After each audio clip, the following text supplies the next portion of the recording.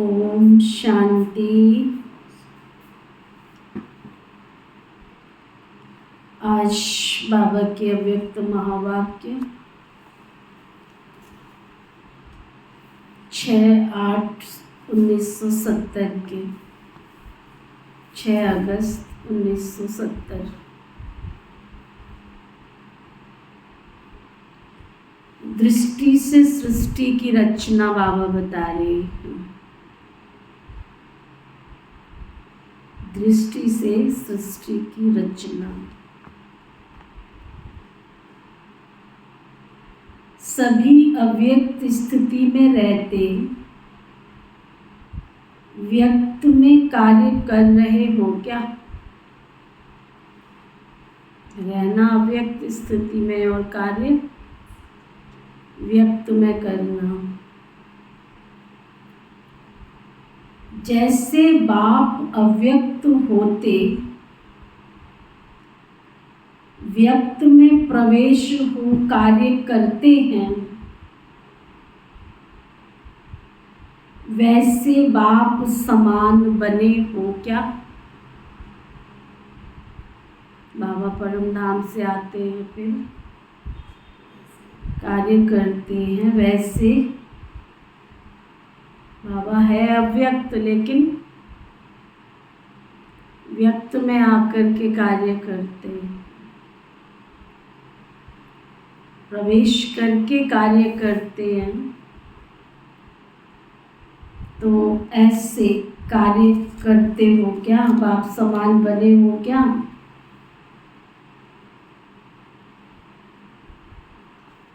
बाप समान तब बनेंगे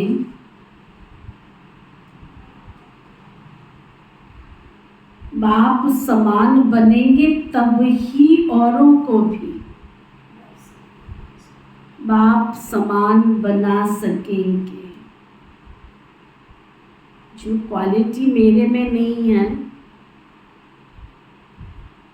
तो मैं सामने वाले में वो क्वालिटी कैसे भरूंगी? तो पहले तो वो क्वालिटी चाहिए किसको? मेरे अंदर चाहिए।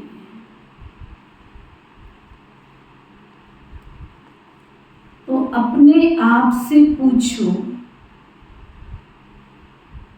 कि दृष्टि बाप समान बनी है क्या?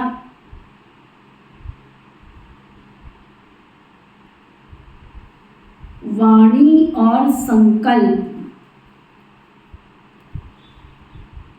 बाप समान बने हैं क्या?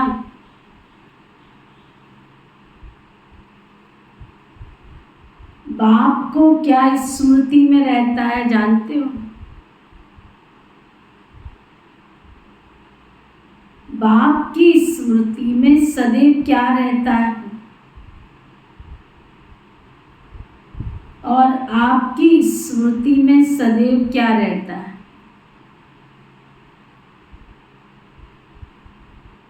दोनों का मिलान करके देखो। बाबा की स्मृति में क्या रहता है और आपकी स्मृति में क्या रहता है?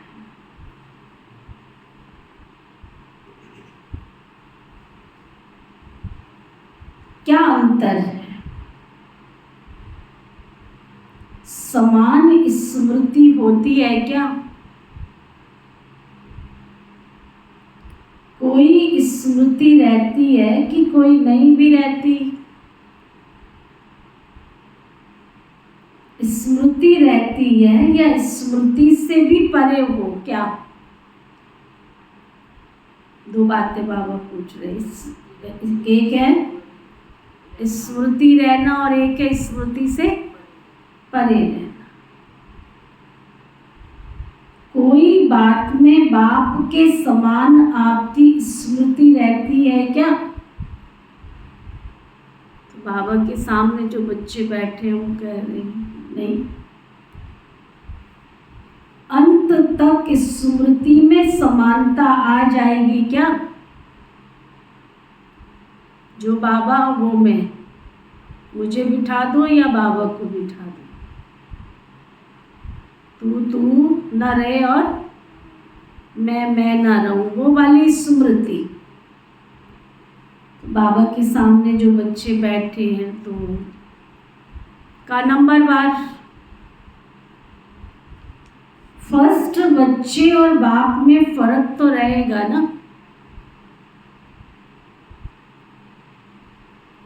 बाप दादा में फर्क रहेगा क्या? समानता आ जाएगी क्या? बाबा प्रश्न पूछ रहे हैं। ब्रह्मा बाबा को और बाबा को सामने रखो तो दोनों में अंतर आएगा क्या? जैसे बाप बेहद का बाप है वैसे दादा भी बेहद का बाप है।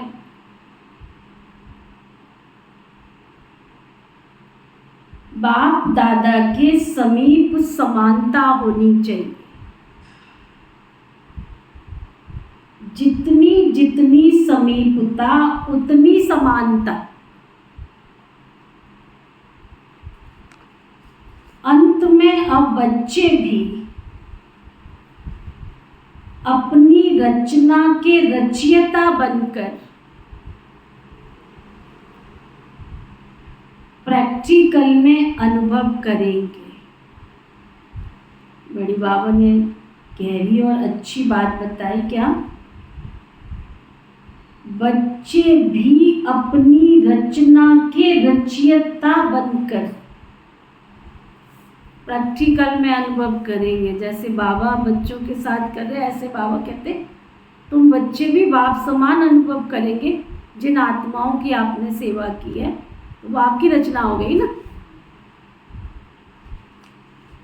जैसे बाप को रचना को देख रचयिता स्मृति रचयिता के स्वरूप की स्मृति स्वतः ही रहती है, ऐसी स्टेज नंबर वार बच्चों की भी आनी। दोबारा सुनो। जैसे बाबा को रचना को देखकर, बाबा की रचना है ना, रचयिता के स्वरूप की स्मृति स्वतः ही रहती है। बाबा याद रहता है ना। आपकी रचना कैसी? बाबा बता ऐसी स्टेज नंबरवार बच्चों की भी आनी है। दृष्टि से सृष्टि रचने आती है क्या? आपकी रचना कैसी? कुक की व नैनो की? दृष्टि से रचना रचेंगे क्या? ये जो कहावत है कि दृष्टि से सृष्टि बनेगी,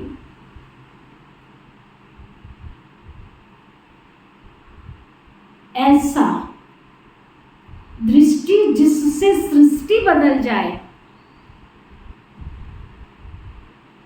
ऐसी दृष्टि में दिव्यता अनुभव करते हो क्या? दृष्टि धोखा भी देती और दृष्टि पतितों को पावन भी बनाती है। दो बातें बाबा क्लियर कर रहे हैं। यही दृष्टि धोखा भी देती है, यही दृष्टि पतित आत्माओं को पावन बनाती। दृष्टि बदलने से सृष्टि भी बदल जाती है। तो दृष्टि कहां तक बदली है वो चेक कर। दिव्य दृष्टि कहां तक बदली है ये चेक कर। दृष्टि क्या बदलनी होती ये मालूम है क्या? आत्मिक दृष्टि बनानी है।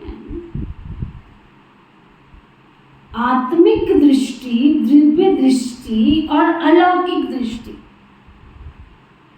आत्मिक दृष्टि, दिव्य दृष्टि और अलौकिक दृष्टि बनी है क्या? जहां देखते, जिसको देखते, वह आत्मिक स्वरूप ही दिखाई दे। ऐसी दृष्टि बदली है क्या? जिस दृष्टि में अर्थात नैनों में खराबी होती है, तो एक समय में दो चीज दिखाई पड़ती। ऐसी दृष्टि पूर्ण नहीं बदली तो यहां भी दो चीजें दिखाई पड़ती, देही और देहे। इतना गहरा राज बाबा बता रहे हैं कि अगर आपकी यहां आत्मिक दृष्टि नहीं बनी तो, जैसे दुनिया में दृष्टि खराब है तो यहां भी बाबा कहते दो चीजें, आत्मा अलग दिखती है और शरीर अलग दिखता है। कभी वो ऐसे होता है ना, कभी देह को देखते हैं, कभी देही को देखते हैं। जब नैन ठीक होते हैं तो जो चीज जैसी होती है वैसी यथार्थ रूप में दिखाई पड़ती। ऐसे ही ये दृष्टि भी जब बदल जाती है ना, तो जो यथार्थ रूप है वो दिखाई पड़ता है। यथार्थ रूप है, देही नहीं। बाबा कहते यथार्थ रूप देही है, ना कि देही। जो यथार्थ रूप है वो दिखाई दे, इससे समझो कि दृष्टि ठीक है। समझ में आया कितनी गहरी बात है। अगर हम ब्राह्मण आत्माएं हैं तो सामने जो आत्माएं हमारे आ रही हैं, अगर अभी तक भी उनकी देह दिखती है, इसका मतलब मेरी दृष्टि खराब है। अगर वो मुझे उनकी आत्मा दिखाई देती है तो समझो मेरी दृष्टि ठीक हुई है। दृष्टि के ऊपर बहुत ध्यान रखना है। दृष्टि बदल गई तो कभी भी धोखा नहीं देगी। साक्षात्कार दृष्टि से ही करेंगे और एक एक की दृष्टि में अपने यथार्थ रूप और यथार्थ घर तथा यथार्थ राजधानी देखेंगे। इतनी दृष्टि पावर है, दृष्टि में पावर है। अगर यथार्थ दृष्टि है तो, अगर यथार्थ दृष्टि है तो क्या दिखाई देगा? घर भी दिखाई देगा और राजधानी भी दिखाई देगी। नेचुरल सी बात है, जब हमारी दृष्टि ठीक होती है हमें सब कुछ साफ साफ दिखाई देता है। जो आपकी वृत्ति में होगा ना, वैसा अन्य आपकी दृष्टि में देखेंगे। आपके मन में जो है वो सामने वाला देखेगा।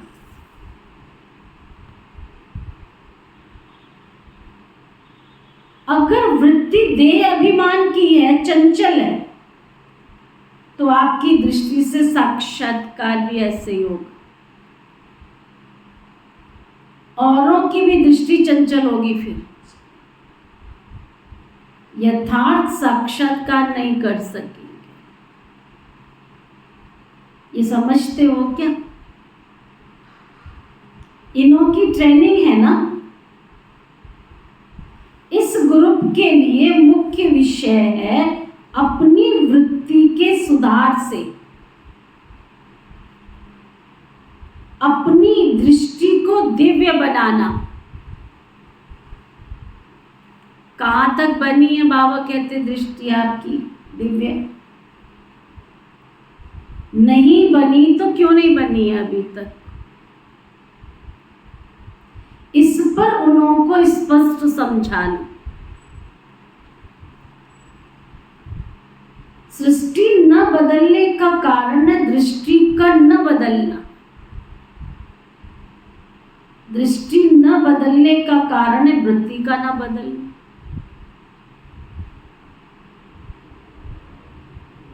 सृष्टि न बदलने का कारण है दृष्टि का न बदलना, और दृष्टि न बदलने का कारण है वृत्ति का न बदलना। दृष्टि बदल जाए तो सृष्टि भी बदल जाए। आजकल सभी बच्चों के प्रति विशेष इशारा बाप दादा का यही है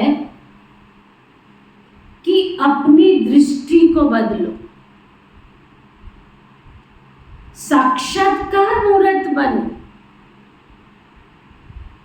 देखने वाले ऐसे अनुभव करें कि ये नैन नहीं, लेकिन ये एक जादू की डिबिया। जैसे जादू की डिब्बी में भिन्न भिन्न नजारे देखते हैं ना, वैसे आपके नैनों में दिव्य रंगत देखें। नैन साक्षात्कार के साधन बन जाएं। ये ग्रुप मालूम है कौन सा ग्रुप है? इनमें विशेषता क्या है? सारे विश्व के अंदर विशेष आत्माएं हो, ऐसे तो नहीं समझते कि हम साधारण हैं। ऐसे कभी भी नहीं समझना। सारे विश्व के अंदर आप विशेष आत्माएं कौन हो? अगर आप विशेष आत्माएं नहीं होती, बहुत विशेष बात बाबा कहने जा रहे हैं कि अगर आप विशेष आत्माएं न होती तो बाप ने अपना क्यों बनाया? अपने को विशेष आत्मा समझने से विशेषता आएगी। अगर साधारण समझेंगी तो कर्तव्य भी साधारण करेंगी। और ये अंडरलाइन,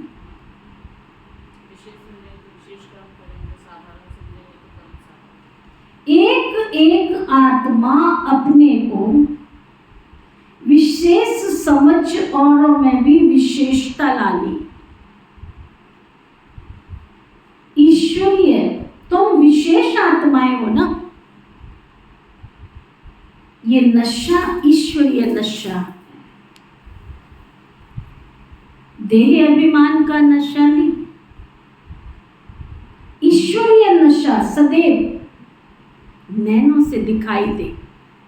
कोई हमको बार बार कहे कि तुम बाबा के बच्चों, ऐसा नहीं। हमारी चाल से, हमारी नैनों से, हमारे व्यवहार से दिखाई दे ये अल्लाह लोग है, ये कोई विशेष आत्माएं।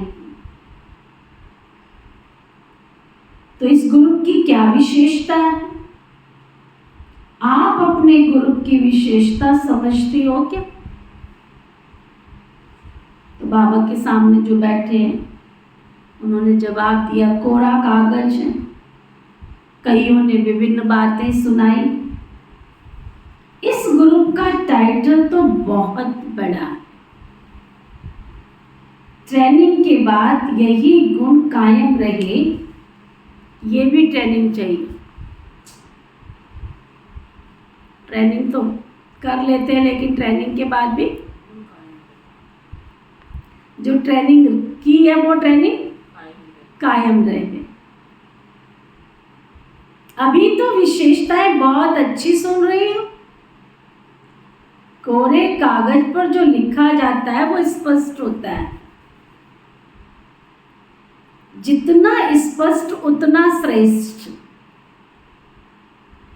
अगर स्पष्टता में कमी है तो श्रेष्ठता में भी कमी, और कुछ मिक्स नहीं करना है। कोई कोई मिक्स बहुत करते हैं, इससे क्या होता है? यथार्थ रूप भी अयथार्थ हो जाता है। वही ज्ञान की बातें माया का रूप बन जाती। इसलिए इस ग्रुप की ये विशेषता चित्र में दिखाई दे कि ये ग्रुप सदा स्पष्ट और श्रेष्ठ रहा, सदैव अपने यथार्थ रूप में रहे। जो बात जैसी है उस रूप से जानकर धारण करनी और चलते रहना है। जो बात जैसी है उसको स्पष्ट रीति से जानकर धारण करना और स्पष्ट रहना है, ये है स्पष्टता। इस ग्रुप को बाप दादा क्या टाइटल देते? जैसे कहावत है ना, छोटे सुभान अल्लाह, लेकिन बाप दादा कहते हैं छोटे तो समान अल्लाह। सभी बातों में कदम कदम में समानता रखो, लेकिन समानता कैसे आएगी? समानता के लिए दो बातें ध्यान में रखना। साकार रूप में क्या विशेषताएं देखी थी? एक तो सदैव अपने को आधार मूर्त समझो, सारे विश्व के आधार मूर्त है। इससे क्या होगा कि जो भी कर्म करेंगे ना वो जिम्मेवारी से करेंगे, अलवेलापन नहीं रहेगा। जैसे बाप दादा सर्व के आधार मूर्त हैं, वैसे हरेक बच्चा विश्व के आधार मूर्त। जो कर्म आप करेंगे ना, देखो बाबा ने क्या कर, जो भी बच्चे हैं सब विश्व के आधार मूर्त है। जो कर्म आप करेंगे ना वही सभी करें। समझ में आ रही, अंदर जा रही?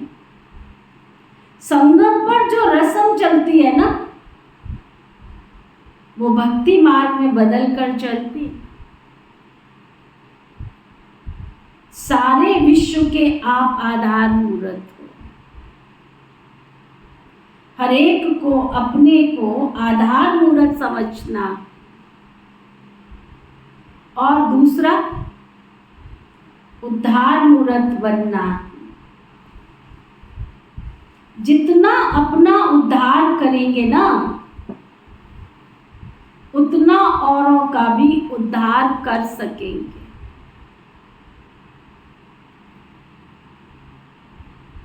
जितना औरों का उद्धार करेंगे उतना अपना भी उद्धार करेंगे।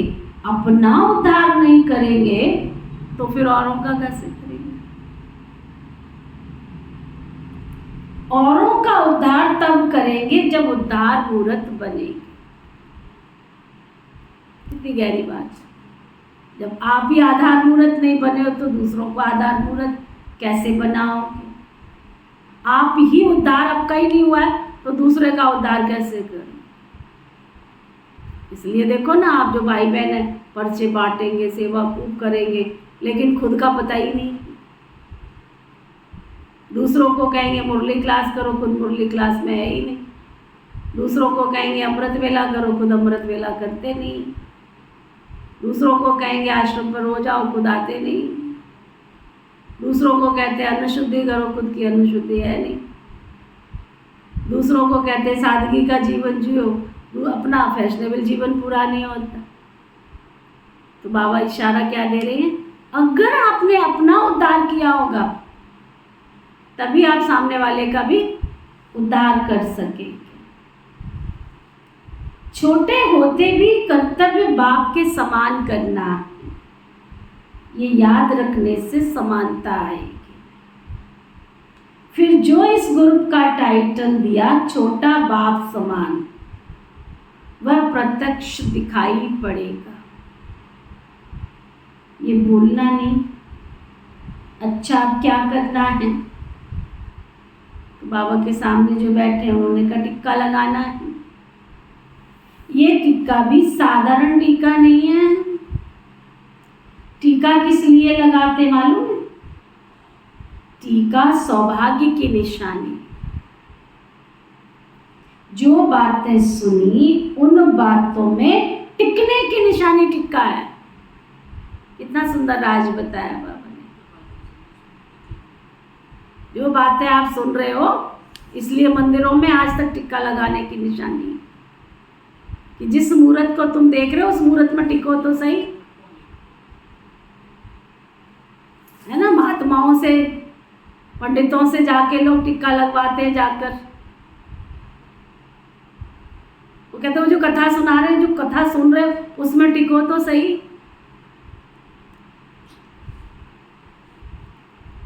टिकने की निशानी टीका है।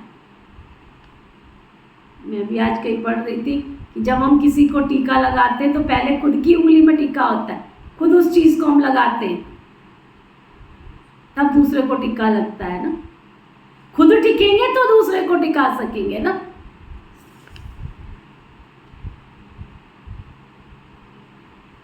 जो बातें सुनी उन बातों में टिकने की निशानी टीका है। टीका भी मस्तक में टिक जाता है, तो बुद्धि में ये बातें टिक जाएं तुम्हारे, इसलिए ये टीका दिया जाता है। देखो, आप कान है, दो कान है, दो कानों में एक एक कुंडल पहनते हैं, है ना। दो बाजू है, बाजूबंद पहनते हैं। दो हाथों में दो कंगन पहनते हैं। मस्तक पर भी एक टीका प्रकुटी के बीच में लगाते हैं, बड़ा टीका मस्तक पर लगाते हैं। पहले आत्म स्मृति में टिको, फिर बाबा ने जो गुण विशेषताएं दी उन गुण विशेषताओं का समान स्वरूप बन के उसमें टिक जाओ।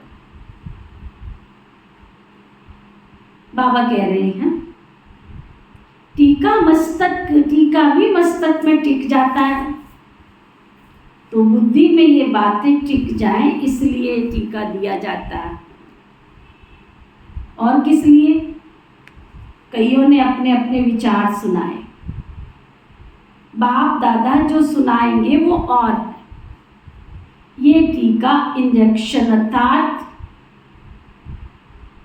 सदा माया के रोगों से निवृत्त करने का टीका है।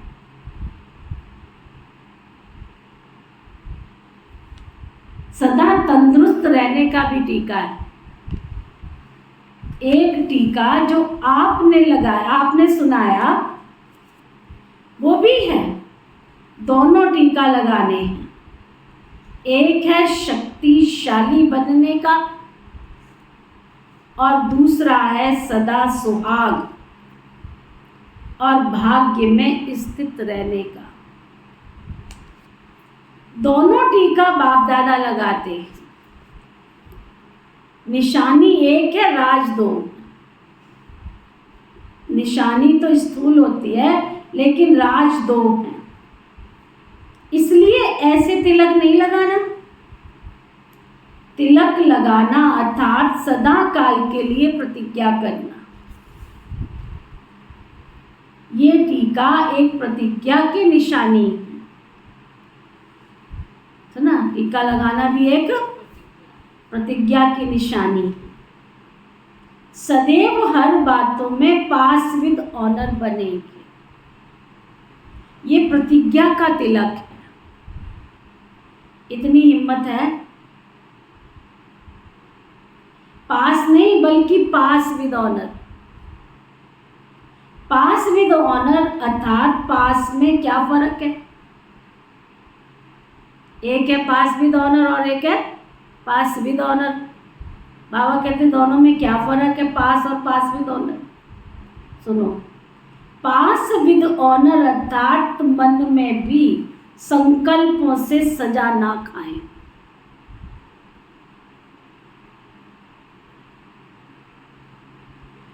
धर्मराज की सजाओं की बात तो बहुत पीछे है, परंतु अपने अपने संकल्पों की भी उलझन अथवा सजाओं से परे। इसको कहते हैं पास विद ऑनर। कई भाई बहनों के लिए संकल्प कितने, संकल्पों का जाल कितना बुन जाता है। फुल ऑफ माइंड, मन की स्थिति शांत, ये भी एक बहुत बड़ा प्राप्ति है संगम युग की। जो मेरे थॉटलेस हो जाऊं मैं, मेरे कोई नेगेटिव वेस्ट कोई थॉट्स चले ही ना, ऐसी अवस्था हमारी दादियों ने बनाई, हमने देखी है ना प्रैक्टिकल।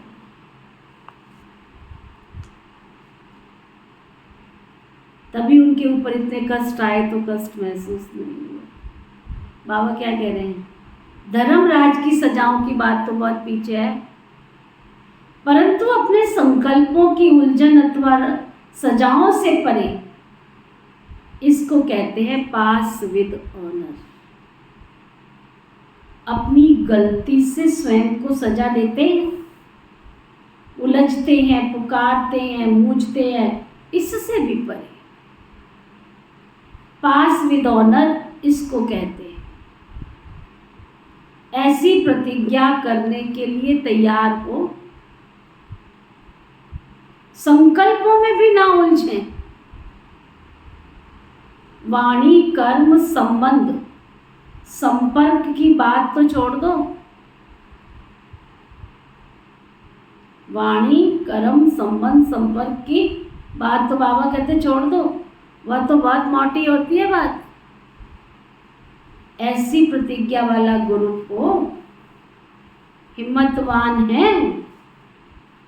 हिम्मत कायम रहेगी तो सर्व मददगार पत्ते भी रहेंगे। सहयोगी बनेंगे तो स्नेह मिलता रहेगा। जैसे वृक्ष में जो कोमल और छोटे पत्ते निकलते हैं ना, वे बहुत प्रिय लगते हैं, लेकिन चिड़िया भी कोमल पत्तों को ही खाती है। सिर्फ प्यारे रहना किसके, बाप दादा के, ना कि माया रूपी चिड़ियों के। तो ये कोमल पत्ते भी हैं, कोमल पत्तों को कमाल करनी है। क्या कमाल करनी है? अपने ईश्वरीय चरित्र के ऊपर सर्व को आकर्षित करना। मेरा चरित्र इतना उज्जवल हो। चरित्र का मतलब जिसके व्यवहार से, जिसकी चाल चलन से, जिसकी हर एक्टिविटी से दिव्यता की झलक दिखाई दे, उसको कहते हैं चरित्र। अपने ऊपर नहीं, चरित्र के ऊपर। बाबा कहते हैं अपने ईश्वरीय चरित्र के ऊपर सर्व को आकर्षित करना, अपने ऊपर नहीं। जो बाबा ने हमें दिव्य जीवन दिया है, उस दिव्यता के ऊपर वो आकर्षित हो। कमाल है इनकी जीवन। अपने ऊपर नहीं, चरित्र के ऊपर। इस गुरु के ऊपर पूरा ध्यान है बाबा। इस गुरु को अपने ऊपर ध्यान रखना है ना। तो आज बाबा ने विशेष दृष्टि से सृष्टि की रचना के बारे में बताया। पहली बात बाबा ने पक्की बताई, बाप समान बनना है। बाप और दादा में जैसे फर्क नहीं है, वैसे आप और आपकी रचना में भी कोई फर्क नहीं होना चाहिए। बाबा ने फिर कहा दो चीज़ें, किसी की दृष्टि में खराबी होती है तो उनको दो चीज़ें दिखाई देती है। तो यहाँ भी अगर तुम्हारी दृष्टि में खराबी है तो दो चीज़ें दिखाई देती है, देह अलग और आत्मा अलग। फिर बाबा ने कहा कि सबसे पहले अपनी दृष्टि का सुधार करना है। आपकी आँखों में कोई देखे तो उनको आपकी आँखें नहीं, जादू की डिबिया दिखाई देवे। फिर बाबा ने कहा कि बिल्कुल देह अभिमान का अंश भी नहीं, आधार मूर्त, उदाहरण मूर्त। अगर खुद को आधार मूर्त बनाएंगे, उदाहरण मूर्त बनाएंगे, तभी दूसरों को आधार मूर्त और उद्धार मूर्त बना सकेंगे। फिर बाबा ने टिक्के की विशेषता बताई। टीका माना टिक जाना, एक आत्म स्मृति में और एक सौभाग्यशाली बनना। जो बाबा कहते हैं सौभाग्य का टीका, शक्तिशाली स्तुति का टीका, सुहाग का टीका, भाग्य में स्थित रहने का टीका। तो इतनी हिम्मत अपने में रखनी है। और जाते जाते बाबा ने कहा कि अगर अभी तक अंडरलाइन करने की बात है, पास और पास विद ऑनर का अंतर बाबा ने बताया कि जो पास विद ऑनर आत्माएं होंगी वो मन में भी संकल्पों से, कहने का बाबा का भाव था मन से भी सदा खुश, मन में भी किसी संकल्पों में उलझेंगी नहीं। धर्मराज की बातें तो बहुत दूर की बातें, लेकिन मन में जो मूंझन रहती है, जो उलझन रहती है, पास विद ऑनर आत्माएं कभी भी व्यर्थ और नेगेटिव संकल्पों की उलझन में नहीं आएंगी। समझ में आया? कितना अच्छा अंतर बताया बाबा ने। पास विद ऑनर आत्माओं की निशानी बहुत बड़ी बात है। अगर मैं अभी से थॉटलेस होती जा रही, मेरे संकल्पों में स्थिरता आती जा रही, मेरी मनोस्थिति स्थित होती चली जा रही, इसका मतलब मैं पास विद ऑनर की श्रेणी तक पहुंच रही है ना। ओके, ओम शांति शांति।